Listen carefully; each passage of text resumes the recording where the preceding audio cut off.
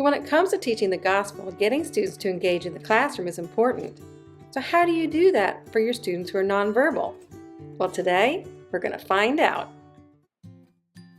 Oh, it looks like someone's getting engaged in the classroom. When it comes to teaching the gospel, having students engaged in the classroom is really important, and often we do this by getting them talking.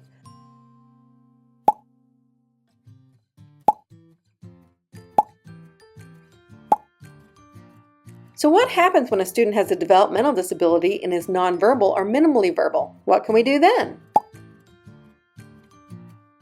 Well, get ready, because we're about to pop the question.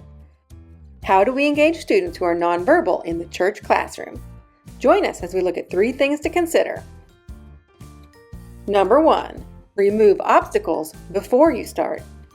When it comes to engaging students, what matters most is often what happens before you teach, like realizing that invisible obstacles may actually be keeping students from participating. Things like sensory overload, confusion,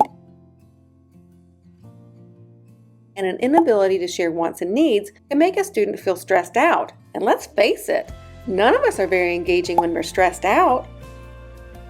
But the good news is you can start removing these obstacles before class even starts, simply by looking around your room. Start with the senses. Look around. Are there any bright or flashing lights? What about odors or fragrances? Loud music? Or could the classroom become crowded and noisy? And if so, is there a calm area where your student can go if she feels overwhelmed? This matters because many students who are nonverbal also have sensory issues that can make them feel overwhelmed more easily. When someone feels overwhelmed, it's nearly impossible to engage in a lesson. Then, look for visuals. Do you have things in your room like visual schedules and first-then boards? Are they easy to access? These are important because a student who's nonverbal may not be able to ask for clarification if she's confused. Using visuals will help reinforce expectations and help her feel more confident and ready to learn. Finally, look to see if you have some ways for your student to communicate with you. Is her communication device in a place where she can get to it easily? And do you know how to support her with it? What about other options like visuals that she can point to share needs and wants? A communication board like this one is easy to make. Simply put pictures of available activities on a page, then ask her to point to what she would like to do next. Number 2, pay attention to nonverbal communication. Most experts agree that the majority of communication comes through nonverbal actions like body language and voice modulation. And this is especially true for students who are nonverbal.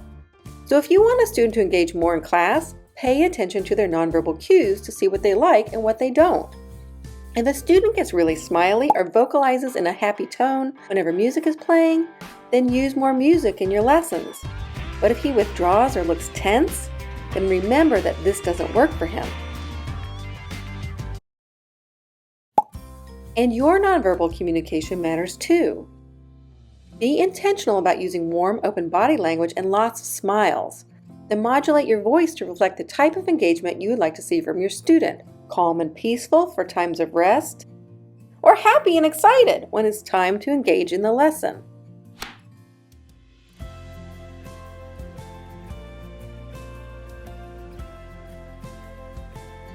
Number 3, create opportunities for inclusion.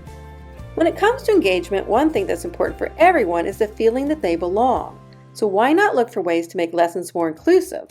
Multisensory teaching incorporates multiple sensory components into one lesson, like asking students to perform an action such as placing a character on the board as they watch and listen to a Bible story.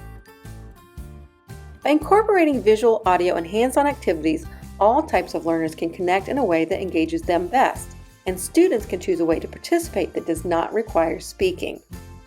If you want to make it even more inclusive, create engaging opportunities for the whole class to do together.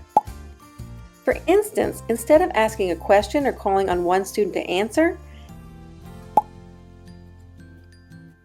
ask a question and then have the whole class answer at the same time, like this. Or this. Or this.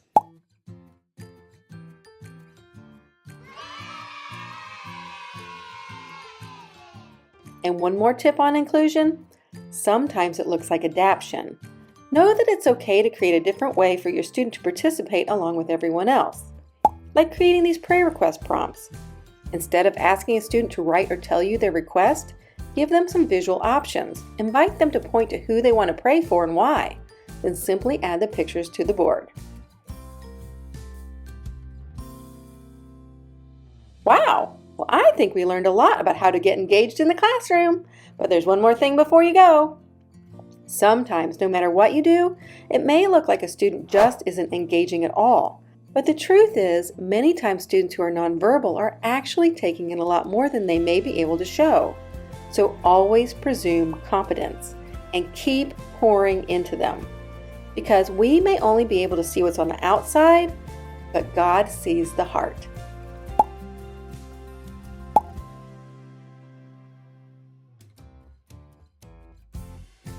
Thanks for joining us today. See you next time.